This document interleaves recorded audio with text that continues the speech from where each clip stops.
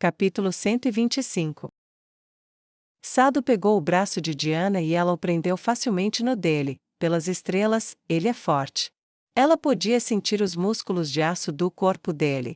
Era sempre um prazer sentir tamanha força, mas ela ainda o venceu. Era quase incompreensível, mas se Sado não estivesse mentindo, a dona da casa de fato o derrotara em combate.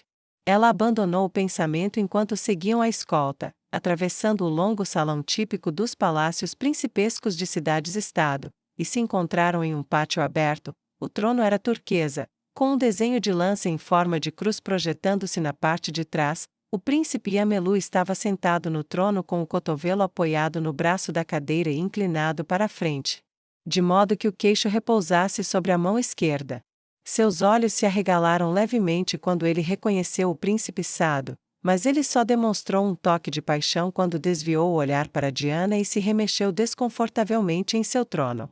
Ele era mais magro que Sado, embora mais alto, afilado, com olhos castanhos e brilhantes, cabelos castanhos cacheados que pendiam além das orelhas, nariz afilado e barba pontuda, alguns centímetros além do queixo. Suas roupas eram em tons de azul e verde-água, ricas, grossas e enroladas a partir dos ombros, mas revelavam a influência pazeniana, pois estreitavam-se até a cintura, com os babados descendo a partir daí. À sua direita, erguia-se um homem enorme, com olhos negros como carvão, ombros largos e braços grossos e poderosos. Seus olhos eram tão afiados quanto os do príncipe, embora tivesse um nariz mais curto e, embora suas barbas combinassem, sua barba era de um tom castanho avermelhado. O general do exército de Anaxen, o primo do príncipe, Yanlin. Sado lembrou-se do nome brevemente. Nenhum dos dois homens parecia excessivamente amigável, mas ambos olhavam com interesse para sua companheira. Então, é verdade, disse o príncipe Yamelu enquanto Sado e Diana se aproximavam e se ajoelhavam com as cabeças curvadas em direção ao trono. Você sobreviveu e acabou a serviço daquela nobre em paz em que andava, ocupada. Sim, príncipe Yamelu, e me encontro a serviço dela. A voz do príncipe Sado era estranhamente humilde enquanto ele mantinha a cabeça baixa para o inimigo. E agora você está ajoelhado diante de mim. Se tivesse feito isso desde o começo, como eu mandei, eu talvez não tivesse um harém cheio de prostitutas de comestra. Então, talvez eu devesse agradecer. O príncipe vingativo estava claramente gostando da provocação de seu inimigo derrotado e não estava interessado em parar. Eu queria muito chamar sua conselheira, mas... Deu de ombros. O príncipe Rajen chegou até ela primeiro. Ah, tudo bem. Sado sentiu os olhares sobre ele, sentiu a tensão em seus próprios dedos, mas se manteve firmemente controlado. O que você diz pode muito bem ser verdade, príncipe Yamelu. Isso é especialmente verdade dada sua bravura no cerco final. Príncipe vitorioso que você é, tenho certeza de que liderou o ataque de tal forma que teria envergonhado minha última resistência. A resposta de Sado, dada com tanta sinceridade, foi profunda. Com o canto do olho, ele percebeu os rostos desconfortáveis de vários nobres. A resistência final de Sado havia se tornado uma história renomada e lendária de coragem e força. O príncipe Yamelu, no entanto, não tinha tal pretensão à fama. Yanlin se inclinou em direção ao trono. Meu príncipe. Muito bem, vamos ao que interessa. Disse Yamelu, rejeitando bruscamente o comentário anterior. O que você quer? Diana falou com sua voz melódica. Minha senhora deseja que você considere vender a ela quantos escravos de comestra você estiver disposto a se desfazer. Ela também deseja que você se desfaça das terras agrícolas fora da cidade. Ela pagará quantias substanciais, é claro. E, basta um de vocês para transmitir tal mensagem. Um de vocês é um presente? Eu posso escolher? O príncipe Yamelu fez a piada cruel, e risadas desconfortáveis ecoaram pela sala. Os dois escravos, no entanto, mantiveram o rosto neutro. Diana se permitiu corar com uma timidez que Sado sabia ser fingida e respondeu: infelizmente, príncipe Yamelu, nenhum de nós é um presente. O príncipe caído atua como meu guarda-costas, pois só existe uma pessoa nas grandes cidades-estado que conheço que pode derrotá-lo. Com sua proteção, estou acima de qualquer ameaça. Não importa onde eu esteja. Para a surpresa de Diana, ela descobriu que as palavras que havia ensaiado, que elogiariam a sua e educadamente alertariam o outro, eram sinceras. Ele realmente lutaria por mim. Era óbvio em retrospecto, mas com a espada ao seu lado e seu corpo equipado com uma armadura no estilo da moeda de sua dona. Ele é uma força a ser reconhecida. O príncipe Yamelu fechou a boca com mais força, considerando as palavras dela e avaliando o príncipe transformado em guarda-costas. Finalmente, virou-se para ela e perguntou: Eu o conheço, mas não conheço você. Ela curvou a cabeça ainda mais profundamente. Diana de Comestra, serva da antiga Lady Kaiji, atualmente serva da duquesa Ivenor de Pazen. Entendo, bem? Diana de Comestra, tenho poucos motivos para vender minha força de trabalho, e menos ainda para vender as terras que adquiri. No entanto, posso ser persuadido, se abordado adequadamente, por que sua senhora não está aqui? Perguntou o príncipe, olhando longamente para Diana de cima a baixo. Peguei ele, Diana pensou, agradavelmente. Minha senhora está, se eu fosse chutar, neste momento, quase na metade do caminho para a capital Tlaumo para entregar o tributo de sua cidade. Espero que ela volte daqui a um mês, já que ela foi sozinha. Os murmúrios na sala eram quase um rugido de descrença, na loucura total da expedição e na expectativa de seu retorno. O general Yanlin foi o primeiro a falar, quase gentilmente, com pena quando fez. Diana, você realmente não acredita que ela vai voltar, acredita?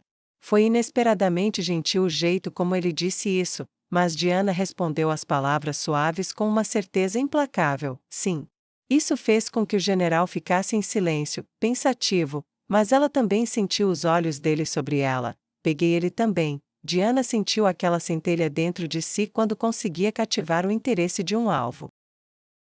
A voz de Anton estava cheia de ganância e desgosto pela forma como a voz rouca de Lodira desafiava o decoro. Ela ouviu os nós dos dedos dele estalarem quando ele cerrou o punho. Tudo bem, você verá o local de descanso final dele no caminho para a área de espera. Depois da venda, o novo administrador deve chegar amanhã de manhã. A primeira tarefa dele será tirar você desta casa para sempre. Nem mencione que você já fez parte desta casa. Agora saia do meu escritório, vá procurar uma camisola antes de dormir, esteja pronto para ir antes do almoço, vá e saia, coisa nojenta. Lodira se levantou lentamente e enxugou a dor dos olhos, ele não conseguia nem deixar o posto de albaer vazio por um dia, nem um dia. Ela amaldiçoou o homem que a criou e se perguntou por que as estrelas o amavam tanto. Ela olhou para o indicador molhado de onde havia esfregado os olhos e disse: Vou ficar com o nome Tyr, vai estar no recibo que você receber. Conde Valoisin, ela proferiu antes de sair e fez o que ele disse, embora não tenha ido para seus aposentos, em vez disso, foi para o seu quarto. A porta não estava trancada e, quando foi fechada, atrás dela, ela olhou ao redor. A maioria das coisas que ela tinha já havia sumido, itens de infância, como bonecas e brinquedos. Um bichinho de pelúcia que foram dos únicos presentes que seu pai lhe dera, não estava mais em seu devido lugar no canto, a cadeira em que ele se sentava também havia sumido.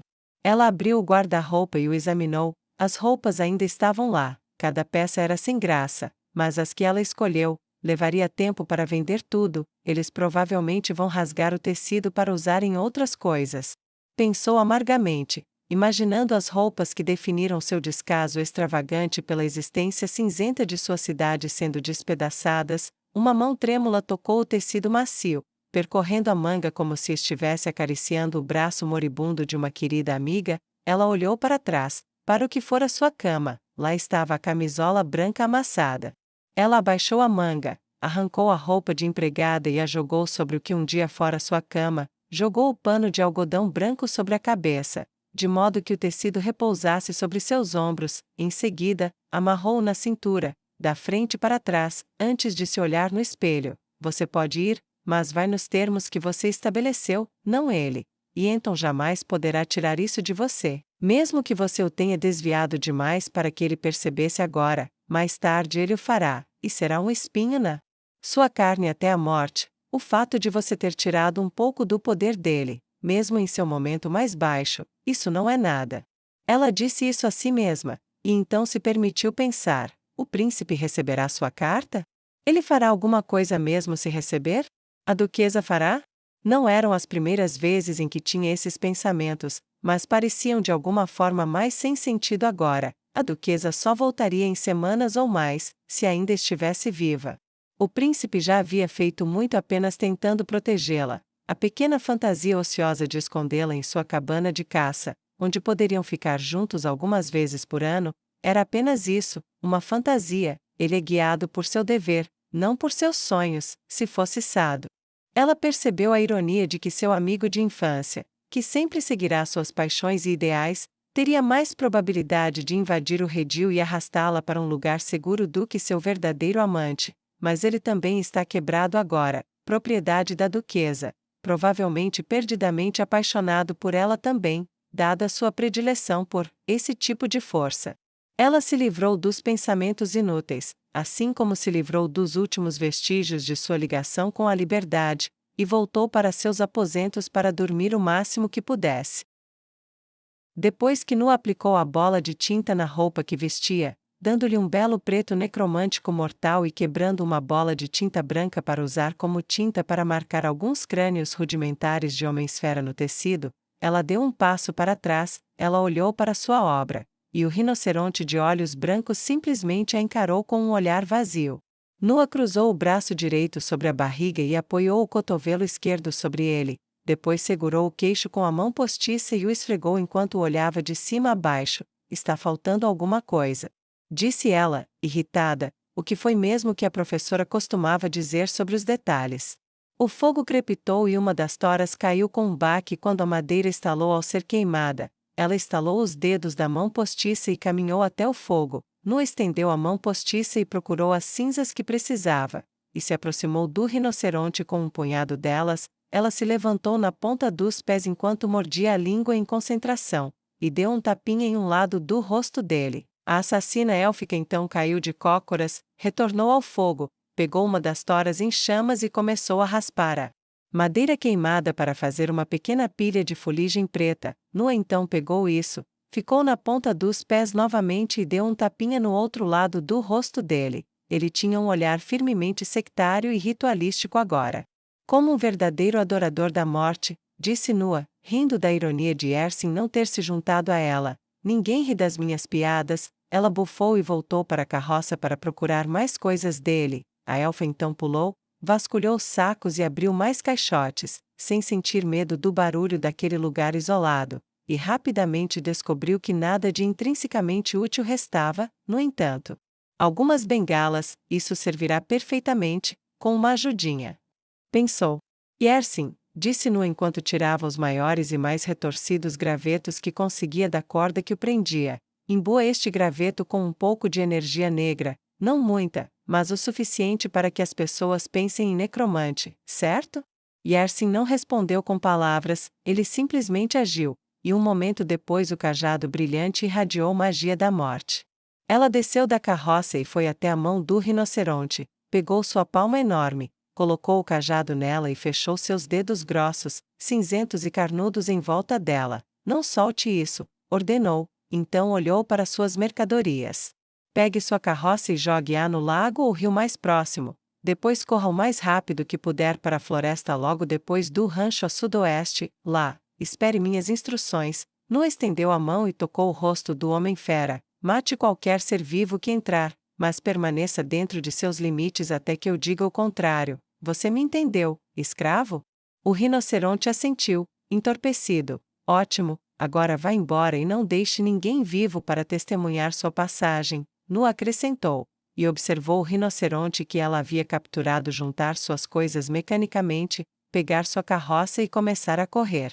Ela voltou para o cavalo e montou novamente, esporeando para a frente. Desculpe, mas esta é a nossa última cavalgada. Não posso arriscar que deixem rastros para trás. Ela afagou o pescoço da nobre montaria. Se ele a entendia ou não, Nua não tinha certeza, mas sentiu a necessidade de se desculpar de qualquer maneira. O pelo macio da fera escura era reconfortante ao toque.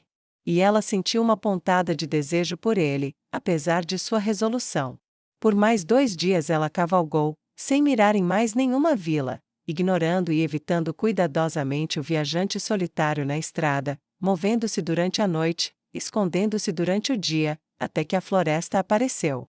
Através da mata densa, Ela ainda conseguia ouvir o rio caudaloso que parecia atravessar o continente. A floresta era repleta de árvores antigas, retorcidas e enormes, que se estendiam em direção ao céu como se estivessem desesperadas para que suas pontas o tocassem. A grama era rica e espessa por perto, e lá dentro ela conseguia ouvir os muitos galhos quebrando.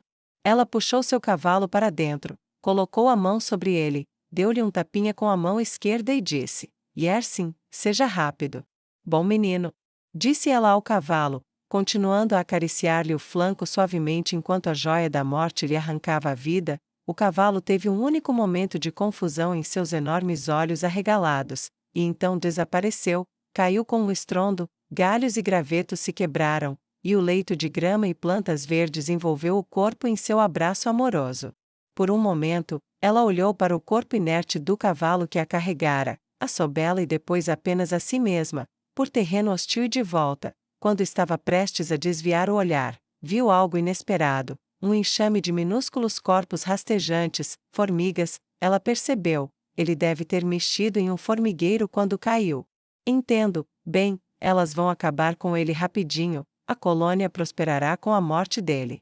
Ela levou mais um momento, tempo suficiente para vê-los invadir a carne, a princípio tentando picar o intruso, mas o cavalo agora estava além da dor, além do sofrimento, e assim, as pequenas coisas vermelhas começaram a rasgar a carne e o pelo, toda a colônia mobilizada, soldados acompanhados por operárias. Por um tempo, Nua só conseguiu observar, fascinada.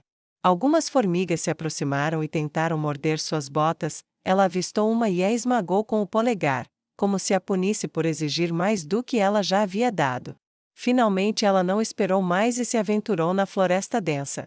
Yersin, convoque meu escravo e todos os mortos-vivos, chame-os para nós, esta noite atacaremos.